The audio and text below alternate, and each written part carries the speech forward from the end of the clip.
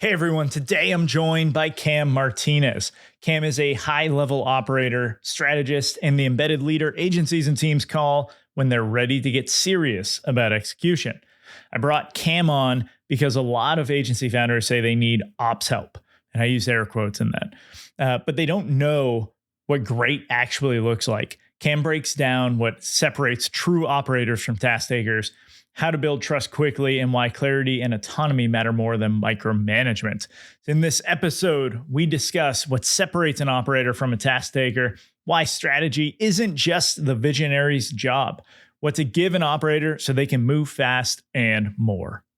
No one was asking for another community, but I've made one anyway. So what's different? The dynamic agency community is designed around access rather than content. Access to peers who've done it before.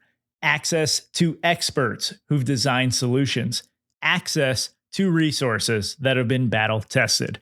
And right now, the price for founding members is only $97 a year. Join today so your agency has immediate access to everything you need to grow. You can join at dynamicagency.community. And now, Cam Martinez. It's easier than ever to start an agency, but it's only getting harder to stand out and keep it alive. Join me as we explore the strategies agencies are using today to secure a better tomorrow. This is Agency Forward. What separates an operator from just a task taker? We're just getting right into it. Cool. Right into it. Okay. I would say it's a mix of and a blend of strategy and execution. Right, task takers are usually following orders and following rules and attempting to fulfill on whatever project or task is before them. Right, an operator kind of looks at everything holistically and from a 10,000 foot perspective to see every aspect of the business, from operations to marketing to sales to finance to product to fulfillment to customer success. An operator, from my perspective and my experience, looks at everything and sees how it all ties together, how every system works together, how all the components are attached and combined and flow seamlessly. Does that make sense? Yeah. I was just on a client call and we were talking about EOS and how the visionary integrator titles get thrown around a lot, but they almost box you too much into a role where everyone assumes the visionary is the one who's going to do the strategy and everything, and then the integrator just executes on that. But really, the best integrators are the ones who, like you just said, can actually create a strategy, can think strategically on their own in order to operationalize everything. Because if we just leave, like, if we're running a business where only the visionary can come up with the great ideas and the strategy, it's like we're probably not going to see every possible avenue that we can go and find all of those benefits. Yeah, I agree. I agree. How do you go about, say you were to go into one of these organizations where traditionally they have a visionary, who's kind of running the show and just ideas flow from them? Like, how do you kind of insert some strategy to make sure that they are seeing the bigger picture and you can, actually help them achieve those results and you're not just taking orders?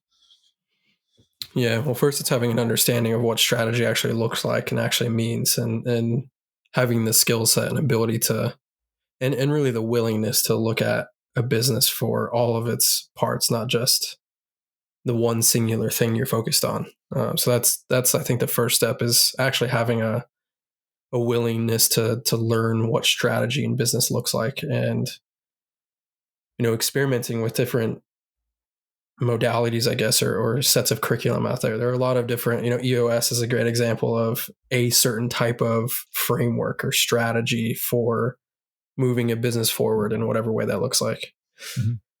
So first, I think it's looking at, does this business actually have a strategy? Does leadership, does the person in charge actually have a strategy behind the decisions that they're making?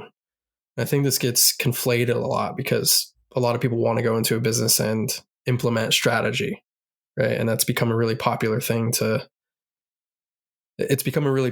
create a business around and kind of get your foot in the door within a business. Is, well, you need a strategy, you need a plan, you need to have a system to go from A to B. And I think that is definitely important. That's what a lot of consultants and advisors and change management type of people do within a business, right? If I were to go into a business and see that they needed something like that, where I would first start is looking at all the different pieces. Are they being tracked? Are we paying attention to these types of things? Right? Do we have project management in place? Are we just kind of flying by the seat of our pants, or do we actually have a way that we're going about things intentionally and deliberately?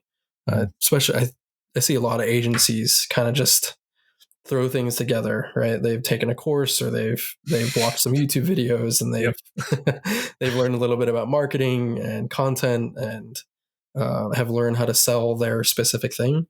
And I think that hinders a lot of businesses from kind of growing and expanding into a legit operation. So there needs to be some strategy. There needs to be a way in which people are making decisions and taking appropriate action, instead of just, okay, well, we've got to throw up our videos on YouTube, and we need to edit them, and they need to look a specific way, or we need to post on LinkedIn today, or we need to hire an operations manager because that's what we've been told, or we need to hire a salesperson because that's what we've been told. Not all businesses are the same. Not all people are the same. Not all strategy is the same. First, you got to know what it is that you want and have a clear direction forward. Yep. Yeah. Yeah, I got to echo some of these things because it's incredibly frustrating for me. Even as a coach, coming into some organizations where they were doing something that was working. It was great. It would, like, they were seeing some success. They brought in a coach to help with something else, and that coach made recommendations for how they change everything. And they said, well, we hired the coach. He must know better. And they just do it. It's like, yeah, but those things that were working that like you figured out by just trial and error, like that make you were working. Why would we stop doing that? And so it actually hurts the business more because they're just following advice blindly and like not really thinking through strategically because they don't have their own actual like business strategy set up. And so like to credit everything you were just saying, it's like, yes, I see it very frequently where if you just had your own decision-making framework, right? Like this is how our agency decides any of these things. It's like we go through these steps, right? And then we can't be angry with the result. We can only be angry with our process. If we follow the process, that's all that matters. I feel like it's often missed, right? It's just like nobody thinks about it in that lens. They're just like looking for the next shiny thing to add into their kit and try following that. So if I were, say, a visionary or just CEO of the company, I know I need some operational help. How do I actually find separate a high level operator from the rest of the back? Yeah. Well, first you got to have the budget for it, right? That's another thing we can touch on. But a lot of people want the high level thinker, the high level strategist, the high level operator, and don't necessarily have the ability or capacity or bandwidth to pay someone who has fine-tuned their craft enough to become that. So let's assume, for example, that who we're talking to, there's kind of, there's different stages and phases of business. An early, a younger business, a younger entrepreneur, a younger leader, a younger CEO will realize that they need operational help usually when things are on fire or it hurts bad enough, right? Or things just aren't connected and clicking the way that they thought they would be. And a lot of people don't even know that they need something like this. A lot of agencies, especially. But let's assume you're a little seasoned and you have some maturity under your belt and you've been through the game a little bit, you've danced the dance, and you are in a position where, cool, I need a high level operator. I've done this before. I have the budget. I know I need someone by my side that like does these things. And this is, again, just speaking from experience. I'll just speak to myself and how I would hope that an agency would see me or would recognize the level that I want to play at, a level that I like to be involved in a business. And it comes down to, it's a lot of nuanced aspects, right? But it's beyond just the resume and the LinkedIn profile and the content that might be seen before having a conversation with a person like me or like a high level operator. You can kind of just feel it. You can kind of just tell, right? It's in their language. It's in the way that they look at a business. It's in the way that they understand that there are principles to growing and scaling a successful company. Mm-hmm. Yes, every business is individual and different and unique. And there is a certain process and there are certain systems that can be implemented that can guarantee growth inside of a company. And so if I were that visionary, or I were that CEO, that founder, that person that knows that they need someone by their side, COO, a general manager, a chief of staff, chief of growth, whatever you want to call it, head of growth, head of ops. What I would be looking for is, can you do the high level strategy and then implement it as well, right? Here's what I would be looking for. I would be looking for someone who's kind of like a general contractor, not necessarily someone who's like specialized in something like HubSpot or Salesforce or Clay or all these new cool AI systems and technology that's being created. This person that you're looking for is someone that can speak the language, knows what needs to happen, can look at the overall aspect of the business and see, cool, we're missing this part, or this part isn't as solid as it could be. And then that person brings in an expert, or they hire someone that they know is going to be a solid employee or contract to fulfill on that task. High level operators think like a CEO, but also include in the execution, also include in, the decisions that are made maybe 10 steps down the road. Mm-hmm. Kind of the person that can be on the outside of the decision making and be on the outside of the responsibility and, pressure sometimes that is on the founder's shoulders or is on the CEO's shoulders. That high level operator has the ability to see the forest through the trees, so to speak, and put all the pieces together and take the puzzle apart. Go, okay, cool, we're missing these pieces. Put it back together, and now it's a fluid functioning company. Does that all make sense? Yeah. Cool. Does that answer your question? It did too. Yeah. Cool. So what would a founder need to give an operator in order to facilitate that, like, quickly, right? Knowing that business needs to move fast if we want to stay at the top of our game. How could I equip an operator to get the most bang for my buck? Yeah, clarity and direction first, for sure. Number one. And that's, going back to how a leader needs to think is, you need to have a direction. You got to know what it is that you want. You got to know what kind of business you're looking to build.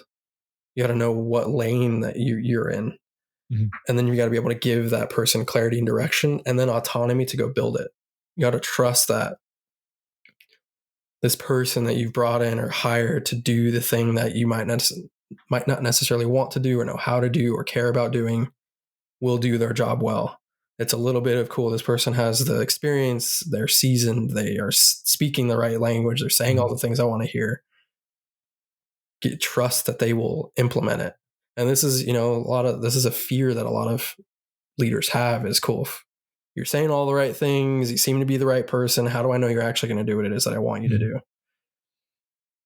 So if I were in that position and I were hiring that person, what I would give them first is, cool, here's what it is that I want. Here's the type of company I want to build. I want to be in business for the next, not just few years, but 20 years. And here's kind of the level that I want to be on. Here's the lane that I want to stay in. Here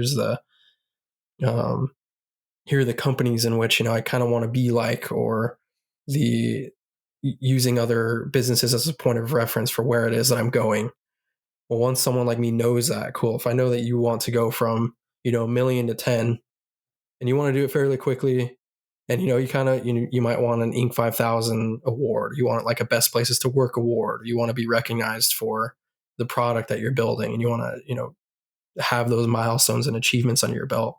Well, now I know you're a specific type of person and a specific type of business. So this all comes back to, you kind of got to know yourself. You got to know what it is that you want and not just be playing by somebody else's rules or following somebody else's guidance and direction. So I say all that to say what you need to give this person is clarity and direction that you want to go in so they can execute on it. How frequently, I feel like I know the answer based off founders I've talked to, but how frequently do you see a founder giving clarity and direction, but then not being able to get out of the way to actually let them run it? Yeah, often, man, often. It's especially more prevalent with co-founders or multiple founders or multiple, cooks in the kitchen, so to speak. Mm-hmm. That's where it becomes even more complex because it's different people, different personalities, different vision, different wants and needs. But yeah, that happens all the time. It's cool. I know where I want to go. I know what I want. I know what I want to accomplish, what I want to achieve. Now the difficult part is trusting that somebody else will come in and care for my thing as much as I want them to. And I understand that. That's, for a lot of people, their business is their baby, so to speak, right? It's my creative baby. I put my heart and soul and effort and energy and sweat and tears and blood into this thing. I want somebody to care about it as much as I do. There are people out there who will take the same care and level of pride and intention in building your business with you. But it's up to you to kind of, you got to go through the fire a little bit. You've got to stand in that seat or that position that doesn't have control over everything, that doesn't have, their thumb on the pulse of every single decision that's being made or every single lever that's being pulled. Mm-hmm. That just requires a level of confidence and certainty and trust in yourself that you hire the right person, and then your business that it can withstand someone who might not be as good as you want them to be. Yeah. I think there's a large difference between command and control that I think is just often missed. Where like control, when we have an inexperienced team or we got to move very fast, like I'm going to control more aspects here. I'm going to actually tell you exactly what I need to do, how I need it done. Right? You might not have all of the information that I have, and I don't have the time to share it with you. So we got to work this way. Versus command, where it's like, all right, here's what we need to get done. Go do it. Like just this is what the direction I want to move, right? The clarity and direction. Here we go. Let's execute. And so I think one of the earlier questions, right? How do we know if we're looking at like a high level operator? It's, I think a lot of probably agency founders have worked with people who are probably not at the highest level. And so they've either been burned before or they just don't know what that high level operator is capable of. And so the trust is already a little harder to kind of instill. And No, where trust is built on predictability, right? If I know if I put $1 in this vending machine, it gives me $2 out. Like I'm going to put a couple more dollars in before I throw $100 bill in there. But once I know it works, I'm going to keep increasing that rate. And so I think once I get that initial, if there's a way to shortcut that predictability up front to like, well, one, we do it within our marketing all the time with like, this is how we, here are all the clients that we've been successful with before. Here are testimonials. Here's a guarantee, right? Here are all the things that can help give you like increase this perceived likelihood of achievement. But yeah, I think that's getting that trust like across the, like over the line right from the start is going to be probably the most important piece here. for sure. Look for someone who comes to you with their ideas and their plan, and they're like someone who's not asking questions like, okay, what do you want me to do now? Or, Yeah. I created this thing. How do you feel about it? Or what, are you okay with this? It's like, hey, I did this thing. Here's how it impacted the business. Here are the measurable results. Here's why it's important. Someone who can like do something and then provide the necessary context to help you understand why they made the decision that they did. And that's one of the more important things to look for in a person. This is perfect. I had to explain command and control. It was drill weekend for the Army last weekend. And so I had a soldier who was just kind of sitting around while I was happened to be in the room working on something. I was like, hey man, if you need something to do, like we need someone to go run this task. Like, and it was something simple. Just knock it out, do whatever you need to. Just let me know when you're done. And he came back a couple times to be like, how do you want this done? And how do you want this? I'm like, hey man, I don't care. Like I just want it done. So like whatever you need to do in order to accomplish it. And I kind of explained command and control and the Army's like leadership philosophy to him because he's a brand new soldier, right? He doesn't know this stuff. But it was just like once we got that through, it was like, then he just kept finding things to do, and he was just like running with, like, he took this disciplined initiative to just go. And I guess that's what I expect from like a high level operator in a business. Like, if you tell them to like go do something and they don't find five other things that they're like, I'm going to knock this out right after, it's like, well, maybe they're not like the highest level. Yeah, it's systems thinking, right? And it's like breaking things down to first principles. It's okay, cool. You want me to set up an email automation system. That also includes deciding which email automation system to use, which is usually decided by the level of complexity we want to implement in the business. Right. Which then requires us to look at, okay, how many people are on our email list? We've got 300, not 300,000. We might not need this platform with this subscription. Like, right. it's MailChimp, someone let's who go. can, yeah, right. And you don't need a complex system at certain stages of the business, but you got to have somebody by your side who can think in that way. So you're not just making decisions on a whim, so to speak. Right. Have you ever seen organizations where the operator kind of becomes the bottleneck for everything because they're taking on too much? I've seen examples similar to that where I'll give one example that comes to mind. It actually came to mind often when I was looking at the questions that we were going to talk about on the episode. And it was an agency. They had just merged with another agency. So two co-founders merged their two businesses together. It was kind of a shit show merging. Each company had like 15 or 20 people on their team. One company's team, the majority of them ended up leaving. A few of them stayed, and then they merged companies. And so now it was two founders, two co-CEOs, just because they didn't really know what they were doing, honestly, or where they were both going, or where they both should have been in that position. And so it was the two of them. They had a team of 25, and then they had one person here who was kind of the intermediary between their inconsistent communication and decision making and then the rest of the team. And so it was like, we don't really know what we want, but you seem to understand us well enough to be able to communicate to the rest of the team what it is we're looking for. So we're just going to put you in this position between us and the team. So now there's one person kind of translating the uncertainty and miscommunication from the people at the top. And what ended up happening was it worked so well that it kind of relieved the responsibility of the owners to lead the company in a certain direction. And so when I went into the business and when I was looking at this, the structure of the org and where certain people were and what their roles and responsibilities were, I noticed that right away, where it was like, okay, you have one person kind of like, it's like a funnel. Your information is going through this person and they're responsible for funneling it to everybody else. And that person ended up getting promoted to a president of the company or something like that. And it just like that continued because they didn't make the change. And so if that person leaves, right, and this is an issue for a lot of companies, is the risk that a lot of companies are carrying. Either one person has all of the information and know how to do this certain role or this certain task. If they're gone, cool. Like, there's nobody here to fulfill it, or the person in charge wasn't paying attention enough or didn't care enough to be able to take it over. And so now it's an empty silo if that person's gone. Now that aspect of our business just doesn't work anymore.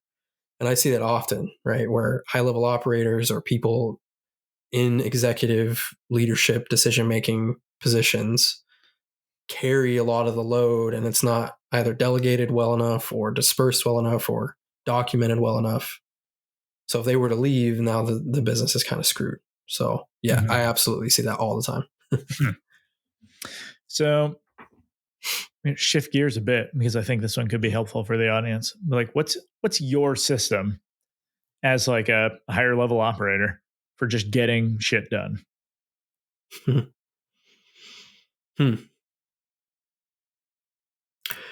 I'm naturally a pretty organized person, right? Sometimes it's like organized chaos. Like my desk is kind of like, if somebody were walking here, I'd be like, what the hell's going on? It's not terrible, but I have certain things in certain places and I know where everything is, right? So I think it's inherently who I am. It's inherently my nature to just be that way, organized and detail oriented. I think it can be learned and it can be a trained skill. And I think anyone can develop that if they have the willingness and care to do that. But if I'm going to enter into a relationship with a business or a person running a business, if a CEO or a founder is going to pay me to come in and kind of run their company, that I take a lot of pride in that. I take a lot of responsibility in upholding the level of precision and excellence and whatever else is instilled in that company.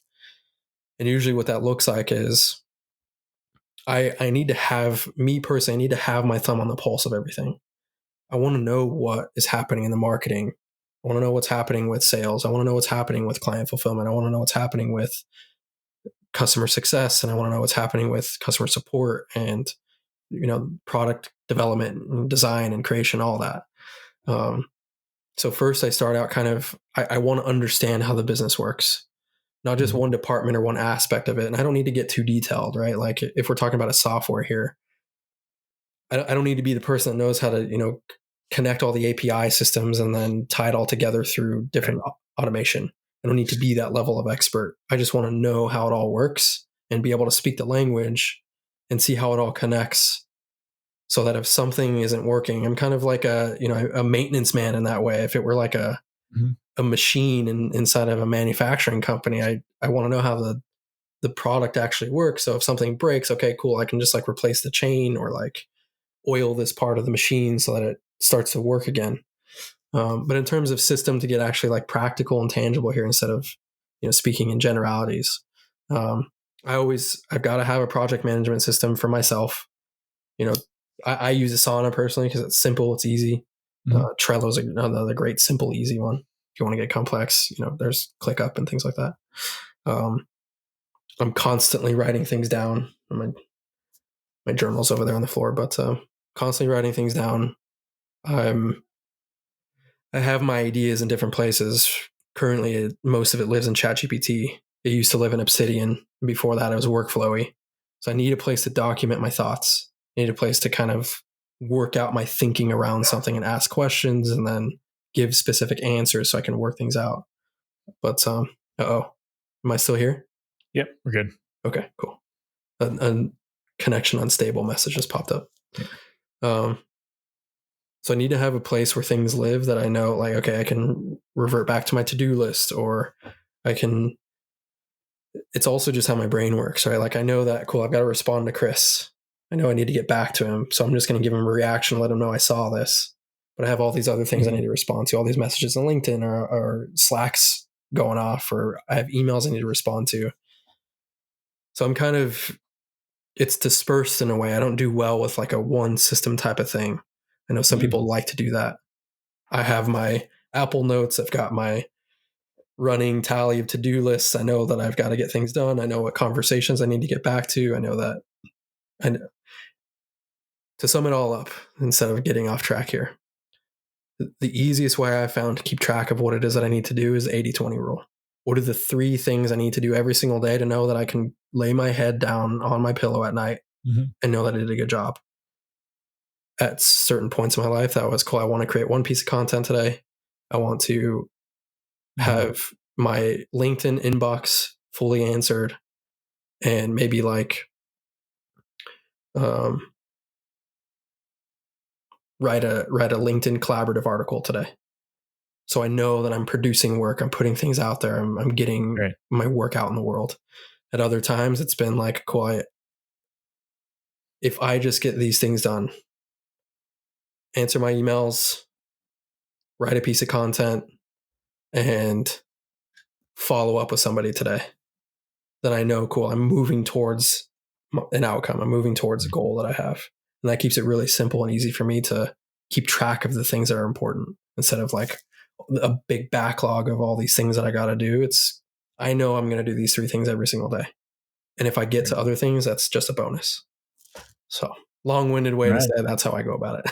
No, that's good.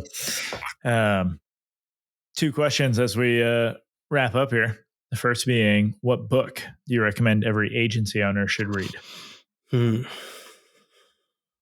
I have a set of books in my mind that I would absolutely recommend anybody to read. I'm just sorting out in my thinking, okay, do I want to recommend like an operational type book so that business owners can kind of like sort out their company, or hit multiple if you want.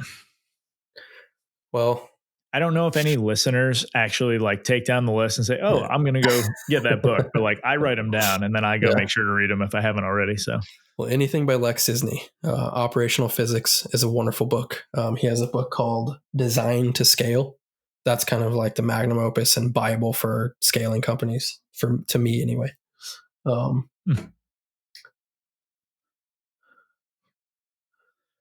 So Lex Disney, organizational physics and organizational physics, Design to Scale, and then really anything by 37 Signals. They have a few books out there.